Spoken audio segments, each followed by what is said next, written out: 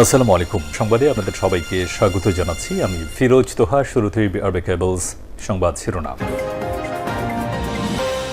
বাংলাদেশের সর্বশেষ গুরুত্বপূর্ণ আপডেট সংবাদে আপনাকে স্বাগত। শুরুতেই সংবাদ শিরোনাম, পরে বিস্তারিত। প্রথমেই জানাবো বিএনপির পরবর্তী মহাসচিবকে। বিএনপি সরকার ক্ষমতা আসার পর রাষ্ট্রপতি কাকে করা হবে তা নিয়ে নানা আলোচনা ছিল গত কয়েক মাস ধরে। 13 আগস্ট মহাসচিব মির্জা ফখরুল ইসলাম আলমগীরকে রাষ্ট্রপতি প্রার্থী ঘোষণার পর দলের মহাসচিবের পদটি শূন্য হতে চলেছে। জাতীয় সংসদে বিএনপির সংখ্যাগরিষ্ঠতা থাকায় রাষ্ট্রপতি পদে মির্জা ফখরুল ইসলাম আলমগীরের নির্বাচিত হওয়ার বিষয়টি প্রায় নিশ্চিত হয়েছে। অবস্থায় শূন্য পদে নতুন করে কাকে দেয়া হবে সে বিষয়ে আলাপ আলোচনা জোরে সোরে শুরু হয়েছে। এ বিষয়ে কাকে মহাসচিব দেয়া হচ্ছে গুরুত্বপূর্ণ সংবাদ জানাবো, সঙ্গেই থাকুন। এরপর জানাবো চাঁদাবাজি চলবে না, এখনকার সরকার আমি, বললেন আমির হামজা। কুষ্টিয়া সদর আসনের সংসদ সদস্য মুফতি আমির হামজা জানিয়েছেন যে বাংলাদেশের ভেতরে আমার আসন একটি আলাদা আসন। আমি তো আগেই বলেছি এখানকার সরকার আমি, কোনো চাঁদাবাজি কোনো রাহাজানি চলবে না ইনশাল্লাহ।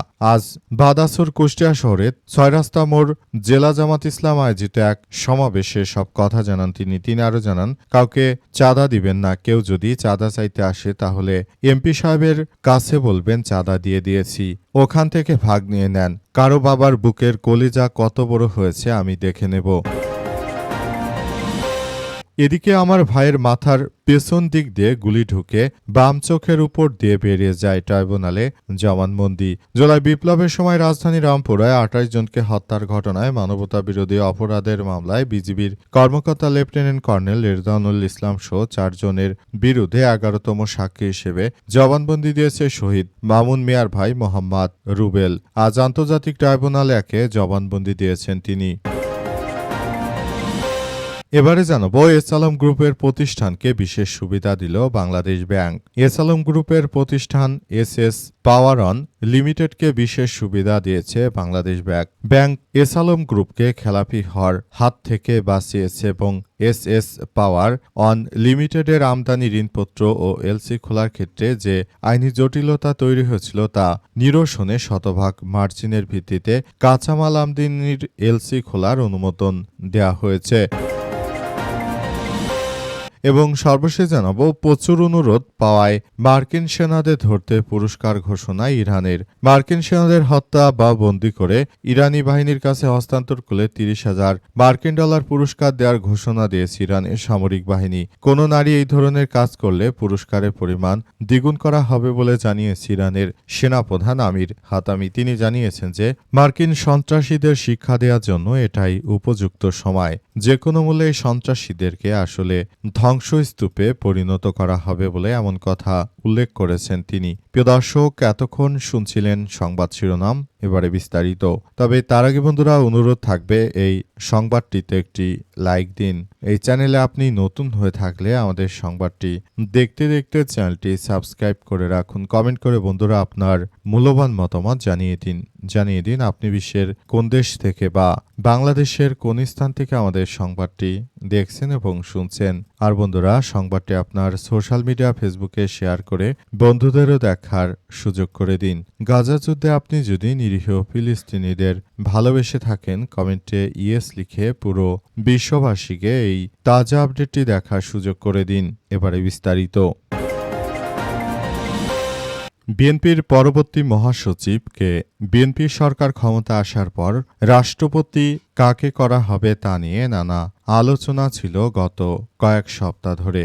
10 আগস্ট মহাসচিব মির্জা ফখরুল ইসলাম আলমগীরকে রাষ্ট্রপতি প্রার্থী ঘোষণার পর দলের মহাসচিবের পদটিও শূন্য হয়েছে। জাতীয় সংসদে বিএনপির সংখ্যাগরিষ্ঠতা থাকায় রাষ্ট্রপতির পদে মির্জা ফখরুল ইসলাম আলমগীরের নির্বাচিত হওয়ার বিষয়টি প্রায় নিশ্চিত, যে কারণে তার শূন্য পদে আগামীতে কে হবেন বিএনপির মহাসচিব সেটি নিয়েও নানা আলোচনা শুরু হয়েছে। প্রথমে ভারপ্রাপ্ত, তারপর কাউন্সিলের মাধ্যমে মহাসচিব নির্বাচিত হওয়ার পর প্রায় 16 বছর ধরে দ্বিতীয় সর্বোচ্চ এই পদে আসীন ছিলেন বর্ষিয়ান এই নেতা। তার এই পদে ভবিষ্যতে কে দায়িত্ব পালন করবে এই প্রশ্নে দলের ভেতরে কিংবা বিভিন্ন গণমাধ্যমে কয়েকজন নেতার নামই ঘুরে ফিরে আসছে। তবে বিএনপির একাধিক নেতা জানিয়েছেন যে দলের পক্ষ থেকে এখন পর্যন্ত কাউকেই এই পদের জন্য চূড়ান্ত বা ভারপ্রাপ্ত হিসেবে দেয়া হয়নি। বিএনপি এখন পর্যন্ত কাকে মহাসচিব দেবে তবে সেটি না জানা গেলেও বিএনপির মহাসচিব হিসেবে পরবর্তীতে হয়তো অ্যাডভোকেট রুহুল কবির রিজভী আহমেদের নাম ঘোষণা করা হতে পারে, এমনটাই বিএনপির বেশ কয়েকজন ঊর্ধ্বতন নেতাকর্মীদের সঙ্গে আমাদের কথা হয়েছে এবং তারা সেটি আমাদেরকে জানিয়েছে। চাঁদাবাজি চলবে না, এখন সরকার আমি, বললেন আমির হামজা। কুষ্টিয়ার সদর আসনে সংসদ সদস্য মুফতি আমির হামজা বলেছেন যে বাংলাদেশের ভিতরে আমার আসন একটি আলাদা আসন। আমি এই আসনে যেভাবে কার্যক্রম চালাচ্ছি আমি বলে দিয়েছি যে এই আসনে কোনো চাঁদাবাজি চলবে না। যদি কোনো বিএনপির নেতাকর্মীরা কারো কাছে চাঁদাবাজি করতে যায় তাহলে তাদেরকে বলে দেবেন যে এই আসনের যিনি প্রধানমন্ত্রী আমির হামজা, আমরা তার কাছে চাঁদা দিয়েছি, পারলে আমির হামজার কাছ থেকে চাঁদা তুলে নাও। কেউ যদি আমির হামজার কাছ থেকে বাপের বেটা হয়ে থাকে যেন চাঁদা এসে নিয়ে যায় বলে এমন কথা জানিয়েছেন তিনি। মূলত বিষয়গুলো এই মুহূর্তে খুবই গুরুত্বপূর্ণ এক ইস্যু হিসেবে দাঁড়িয়েছে। এই মুহূর্তে আমির হামজা তিনি মূলত বিএনপির সন্ত্রাসী চাঁদাবাজদের বিরুদ্ধে কঠোরভাবে মাঠে নেমেছেন। তিনি সরাসরি জানিয়ে দিয়েছেন, সবাইকে বলে দিতে চাই তোমরা যার যার জায়গা থেকে এই সন্ত্রাসী ও চাঁদাবাজদের বিরুদ্ধে ব্যাপক কার্যক্রম গড়ে তুলতে হবে। যদি সেটা করতে না পারো তাহলে ভবিষ্যতে বাংলাদেশের জন্য এক ভয়াবহ বিপর্যয়কর পরিস্থিতি অপেক্ষা করছে। দেশটাকে আমরা একটি ভালো অবস্থানে নিয়ে যাওয়ার জন্য কার্যক্রম চালিয়ে যাচ্ছি বলে এমন কথা বলা হয়েছে। দেশে এই মুহূর্তে যে ধরনের কার্যক্রম চালানো হচ্ছে বিএনপির পক্ষ থেকে সেটা দেশের জন্য খুবই এক দুঃখজনক ব্যাপার। আমির হামজা আরও জানিয়েছে যে কুষ্টিয়া কারো বাবার সম্পত্তি বিএনপির নেই যে তারা চাইলেই ব্যবসায়ী ভাইদের কাছ থেকে চাঁদা নিতে পারবে। চাঁদা নিতে হলে শেষ করে দেয়া হবে বলে কঠোর হুঁশিয়ারি দিয়েছেন তিনি। ট্রাইব্যুনালে জবানবন্দি, আমার ভাইয়ের মাথার পেছন দিক দিয়ে গুলি ঢুকে বাম চোখের উপর দিয়ে বেরিয়ে যায়। জুলাই বিপ্লবের সময় রাজধানী রামপুরায় ২৮ জনকে হত্যার ঘটনায় মানবতাবিরোধী অপরাধের মামলায় বিজিবির কর্মকর্তা লেফটেন্যান্ট কর্নেল রেদানুল ইসলাম সহ ৪ জনের বিরুদ্ধে ১১তম সাক্ষী হিসেবে জবানবন্দি দিয়েছেন শহীদ মামুন মিয়ার ভাই মোহাম্মদ রুবেল। আজ আন্তর্জাতিক অপরাধ ট্রাইব্যুনালে এই জবানবন্দি দেন তিনি। জবানবন্দিতে রুবেল জানিয়েছেন যে বর্তমান আমার বয়স ৩০ বছর, আমি শহীদ মামুনের বড় ভাই। আমার ভাই মামুন সরকারি তিতুমির কলেজে রাষ্ট্রবিজ্ঞান বিভাগের মাস্টার্সের শিক্ষার্থী ছিলেন। ১১ জুলাই দুপুর ২টায় আমার প্রতিবেশী নীরবের মাধ্যমে জানতে পারি মামুন মিয়া গুলিবিদ্ধ হয়েছে। নীরব আমাকে বলে, মামা রক্ত লাগবে, দ্রুত ব্যবস্থা করেন। মামুন নিউরোসায়েন্স হাসপাতালে আছে। পরে হাসপাতালে এসে দেখি আমার ভাই অক্সিজেন লাগানো অবস্থায় আছে। আমার ভাইয়ের মাথার পিছন দিক থেকে গুলি লেগে বাম চোখের উপর দিয়ে চলে গেছে। সেখানে তার অপারেশন হয়। পরবর্তী তাকে লাইফ সাপোর্টে রাখা হয়। ১৯ জুলাই সকাল ১১টায় কর্তব্যরত চিকিৎসক মামুনকে মৃত ঘোষণা করে। জবানবন্দিতে শহীদের ভাই বলেন যে মামুনের রুমমেট পারভেজের কাছ থেকে জানতে পারে ১৮ জুলাই বিদ্যুৎ ও ইন্টারনেট না থাকায় মামুন বাইরে বের হয়। তখন রামপুরা অবদা রোডে ওমর আলী লেনে থাকতে সময় হঠাৎ করে ৩-৪টি গাড়ি সাইরেন বাজিয়ে আসে এবং রোডের মাথায় অনেক লোক ছিল এবং আমার ভাই সামনে ছিল। তখন বিজিবি ও পুলিশের সদস্যরা তাকে গুলি করেছে বলে এমন কথা জানিয়েছেন তিনি। এই ঘটনার মধ্য দিয়ে মূলত বাংলাদেশে যে ভয়াবহ বিপর্যয়কর পরিস্থিতি ডেকে এনেছিল তারা এদেরকে বিচারের আওতায় নিয়ে আসতে হবে। ভবিষ্যতে তারা যেন এই ধরনের আর ঘটনাগুলো ঘটাতে না পারে সেজন্য সবাইকে আরও বেশি সজাগ দৃষ্টি দিতে হবে বলে উল্লেখ করা হয়েছে।